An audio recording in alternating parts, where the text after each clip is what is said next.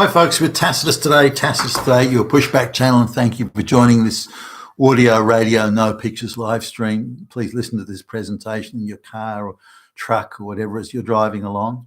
In this essay, I'd like to talk about the French federal elections, and they had the first round last weekend, and in this coming weekend they're going to have the final runoff.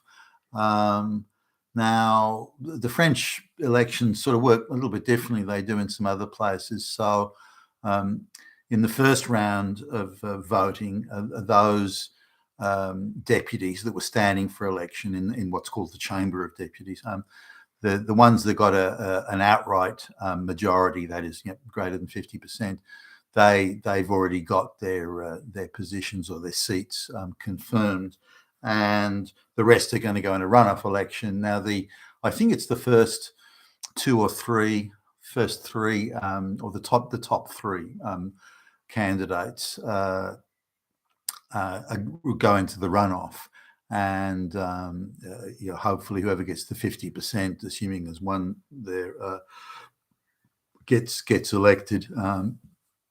I'm not exactly sure what the process is. If there's an equal three-way split, I assume the candidate that got the most votes is given the seat in the Chamber of Deputies. But my understanding isn't 100% there. Nonetheless, the runoff election is happening this weekend, and there's no, certainly as I understand it, election subsequent to that. Or no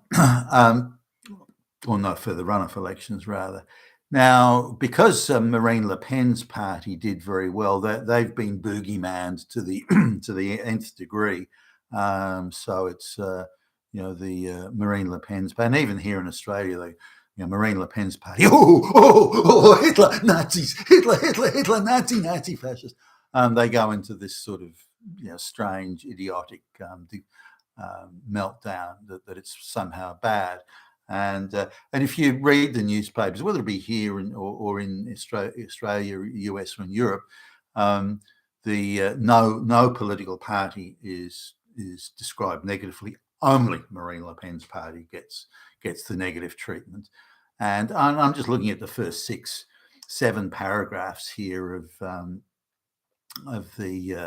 one description of the outcome of the first round of the elections in France.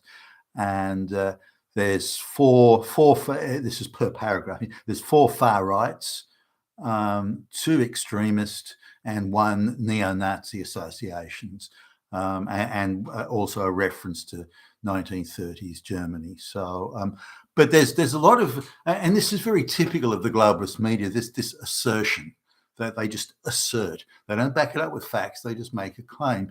And you saw this with the way the journalists treated Tucker Carlson when he was in Australia recently. And instead of, he's one of the world's most foremost journalists, and interviewed world leaders and this sort of thing. Here's a guy. You could ask some real genuine questions, but instead every question he got was a kill shot, a gotcha type question. Not one serious question was asked. Every question was, so are you denying you're a Nazi? Are you denying you have 1 million swastikas in your back pocket? Every question was like that. And Tucker's been around, so but this is how they treat the globalist media, because they get so little pushback, they can get away with it. But this is how they treat Le Pen. So, and Le Pen's party. Claiming that neo-Nazi associations. Well, what are these associations?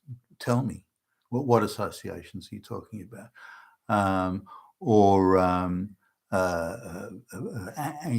Racist rhetoric and policies. What racism? What policies are racist? They're anti-Semitic. Well, in what way? Well, how are they? What have they said or done that's anti-Semitic? They're Islamophobic. How? Well, what have they done that's Islamophobic? And so on. So, and they just assert it and then weave it into a narrative in a media piece. And so you'd read it and think, wow, these guys are really bad guys. Whoa, we can't have them in government. But in fact, not one fact has been stated. It's all vague assertions. And again, no other political party gets that treatment. So that straight away gives away the game that you're looking at propaganda here. You're not looking at news reporting or any attempt at it. But there's a few things I'd like to bring up here. Well, after the first round election, where Le Pen's party, I think, got close to 40% of all the votes. It was pretty impressive showing, which in French terms, given there's 8 or 9 parties competing for the vote, if one party gets 40%, they're doing pretty good, or even anything over 30% is impressive. And you're looking like, if you look at the projections, Le Pen's party is predicted to get somewhere between 240 and 320 seats in the Chamber of Deputies, and I think 290 I think is the magic number they have to get to, or 289 maybe. The probability that they'll come in somewhere around 265 seems to be a general consensus. So falling short by not much of an outright majority, but they'll be the biggest party by far, bigger than the next 4 or even 5 parties combined. So it would be inconceivable that Le Pen's party would not also have the position of prime minister.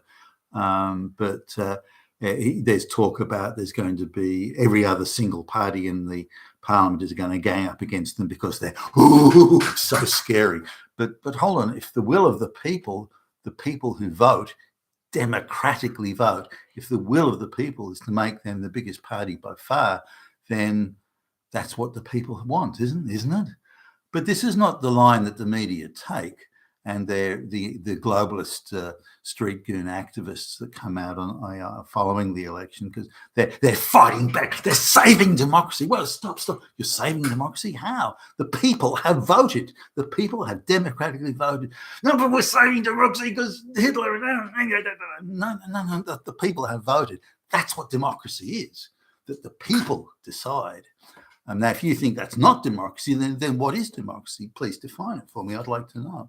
So I looked at the footage of these crowds that came out. So the minute that the results are announced, the globalists are able to call out the street crowds, the placard wavers, and they're very good at this. I mean, they can get these people on the street real quick. They control the universities and much of the public service and so on. So they can get these placard wavers out in the streets real quick, and they've got a whole infrastructure, whether it be climate change or whatever it is. They can get the placard wavers out there. Nothing organic about it. It's all globalist controlled and funded and so on.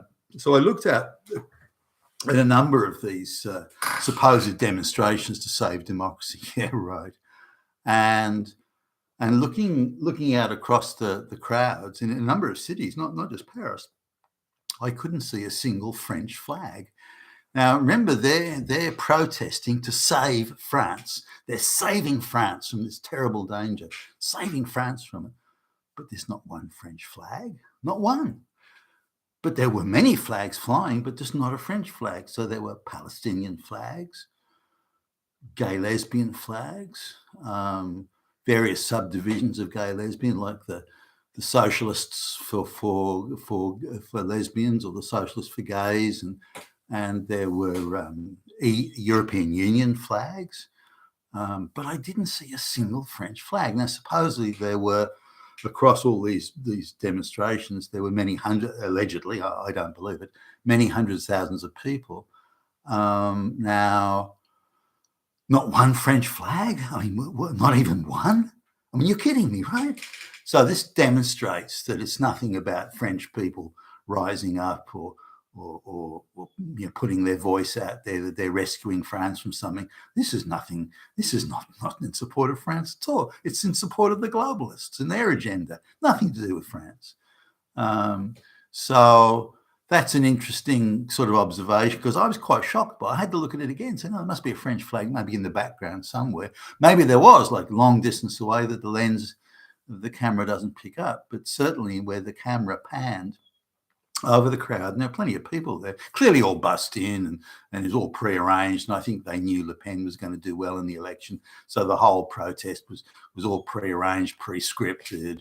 All the placards had been pre-printed. It was all, the buses had all been pre-booked, and the whole thing was already ready to roll. So it was nothing organic about it. The people rising up, nothing like that at all.